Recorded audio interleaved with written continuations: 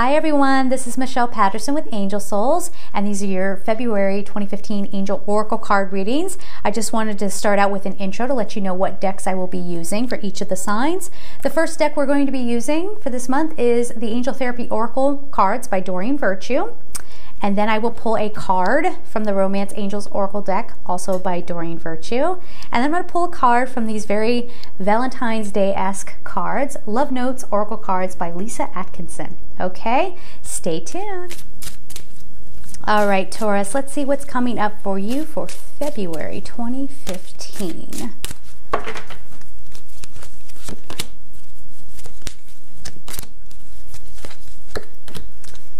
Okay, it's all about your intuition so far. Let me get a card, a romance card, going for you here.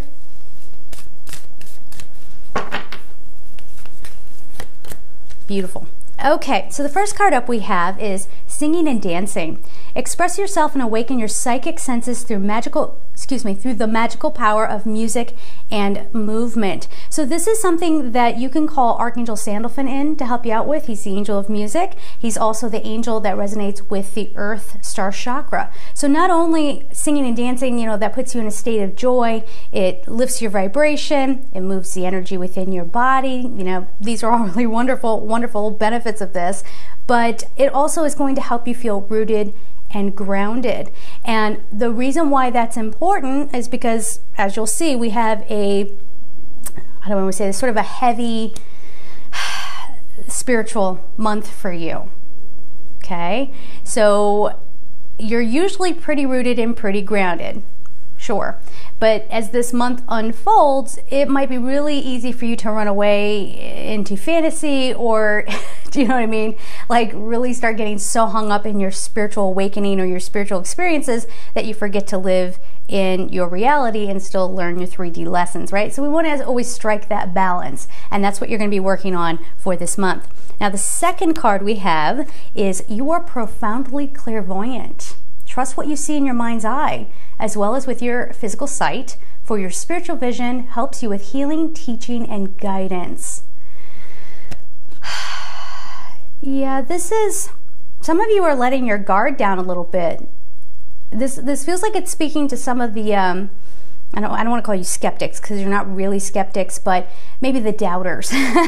You're always doubting, like, did I really hear that? Am I really experiencing that? I think you're going to start having such clear indication that you're not making it up, that it might knock you for a loop, some of you, all right? For those of you who already know that you're already very tuned into your psychic abilities, and again, this is something that everybody has. I too call it a gift, and I probably should get out of that habit. I don't like calling it that, because it implies that it's something that I have that others don't. Everybody is psychic.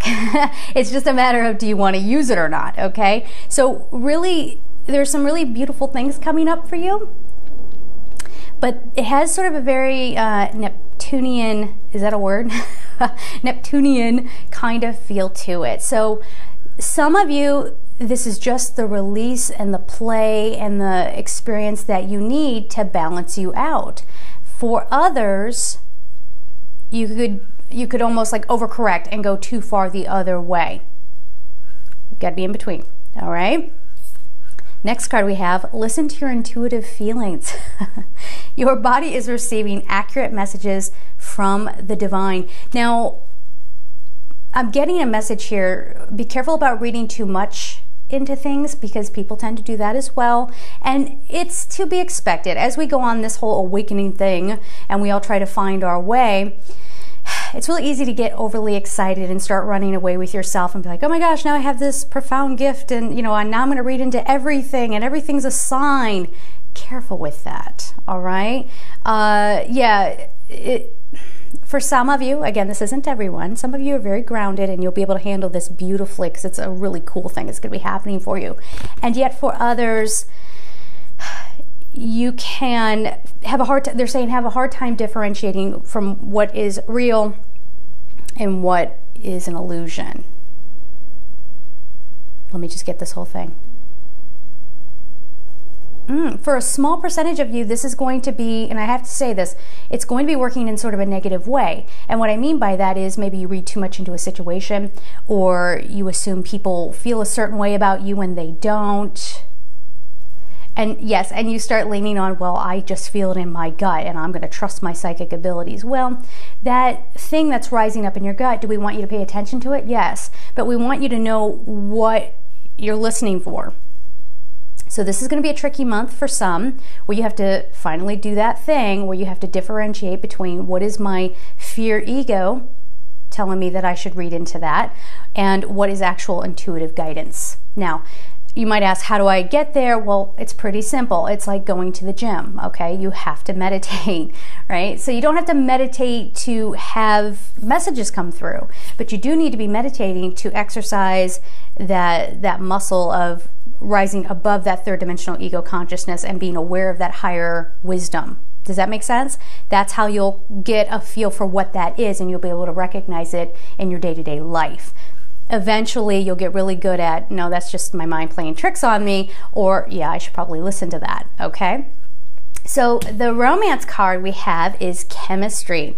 There's a strong magnetic attraction here. Whenever this card comes up, I really love this card because, is it in the shot there? Let's see here if you can see the artwork. The woman is sort of curling into the man, okay? And she has something she can do. She can create this magic, this light. And she looks like she has a little bit of trepidation about showing him what she can do. And yet this person here, whether, and you know, who that represents in your life, it could vary. It could be just a friend or whatever. It could be a love partner, certainly. But he has a hold of her. And he wants to see. He wants to see who she really is. He wants to see what she can create. So for all these things that you might be discovering about yourself, or all these experiences that you'll be having in February, don't be afraid to show somebody who you are. That's the thing that finally drops the wall, and where chemistry and love can actually flow. All right, so if you're looking for love, this is what you need to do. Let people see the real you. And even if you're in an established partnership, this could reignite the love. And of course, like we would say, deepen that connection and bring back the chemistry. If you let people see how special you are, I actually heard that, Shamuel, but thank you, Shamuel. Okay, let people see how special you are. All right.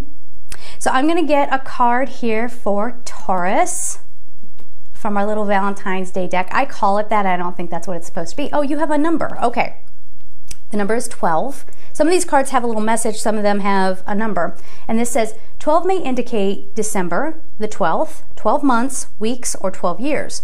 Or it may be of another significance to you. 12 is auspicious, as is your whole reading. Ponder the number 12. So for you guys, this is pulling in a little bit of numerology. All right, what does 12 mean for you? It does reduce down to 3. So boy, to sit here and try to read this for you, first of all, I'm not a numerologist, but secondly, it's going to be so individual for each of you. Make sure you tune into that. What does the number 12 mean for you? Or what does number 3 mean for you? It's going to be that energy that helps. Yeah, they're telling me it kind of flows under the energy of the whole month. Okay, and as I looked at the camera, it was 8 minutes and 12 seconds. All right, guys, there it is. Have a beautiful month and happy Valentine's Day. Take care.